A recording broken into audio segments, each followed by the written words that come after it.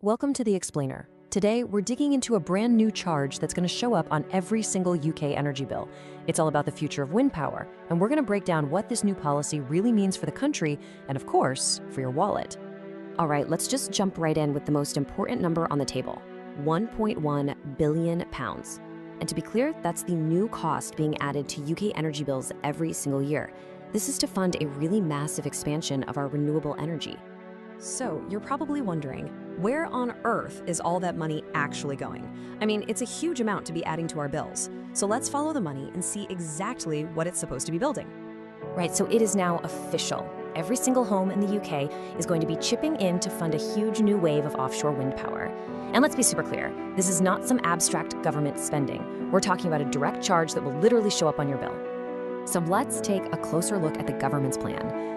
This £1.1 billion isn't just a big pot for renewables in general. No, it's actually been earmarked for some very specific kinds of technology. And here's where it starts to get pretty interesting. You can see from the chart the vast majority of this cash, we're talking over 900 million quid, is going to traditional offshore wind farms, the ones that are fixed to the seabed. But a really significant chunk, almost 200 million, is being bet on these newer, more cutting-edge floating wind platforms. You know, it's also worth pointing out that this 1.1 billion figure, it isn't necessarily a hard cap. The government has left the door open, saying they're willing to increase the budget if more projects come along that look like a good investment. Okay, so how does this money actually make its way from our bills to the energy companies building the turbines? Well, the government uses a specific financial tool for this, and understanding it is actually key to the whole policy. The whole system revolves around something called a contract for difference, or CFD for short. The easiest way to think about it is like a price guarantee. The government and the energy company agree on a fixed price for the electricity that the wind farm will produce, and that magic number is called the strike price. And this is the really clever bit. It works both ways. If the wholesale price of electricity drops below that agreed upon strike price, the government steps in and tops up the developer's income. But, and this is the crucial part, if the market price skyrockets above that strike price, the developer has to pay all that extra profit back to the government. And that money can then be used to lower our bills. So what's the whole point of this? Well, it's all about removing risk for everyone involved. The developers get a guaranteed income, which gives them the confidence to invest billions in these enormous projects. And at the same time, it's designed to protect all of us from those wild price swings we've seen in the global energy markets. So that brings us to the big picture. Why is the government arguing that this huge investment is so essential, right here, right now? Well, it's about more than just building turbines. It's about fundamentally changing the UK's entire energy system. The government's case for spending all this money pretty much boils down to three main goals. First, obviously, produce more clean homegrown electricity.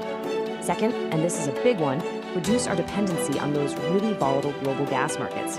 And third, get us much closer to that ambitious target of a fully decarbonized power system by 2030. And it's not just about green energy.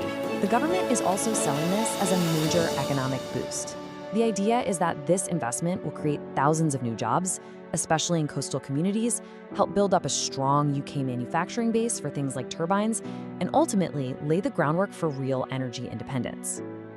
Okay, so that's the promise, but as you'd expect with any plan this ambitious, it's not without its critics and its risks. Industry experts and energy analysts were pretty quick to point out some serious potential problems. The industry's reaction has been kinda mixed. On one hand, they've welcomed the commitment to offshore wind, but on the other, they're waving a big red flag. They're warning that this budget just isn't enough. In fact, some analyses suggest it'll only cover about a quarter of the wind projects that are ready to go right now, which could put the UK's big green energy targets at risk. So, what are the direct risks for all of us?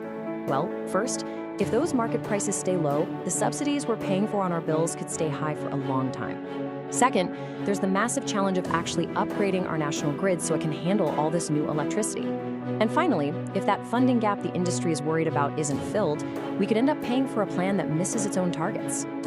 When you strip it all away, what this really comes down to is a fundamental trade-off. It's a bargain being put to every single household in the country. Weigh the cost today against the promised benefits of tomorrow. And this slide lays out that trade-off perfectly. On one side of the scale, you have a definite short-term cost.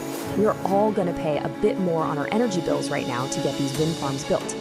On the other side is the long-term promise: cheaper, cleaner, and more secure energy for the UK down the road. And really, this quote from the Shadow Energy Secretary, Ed Miliband, just sums up the government's entire argument.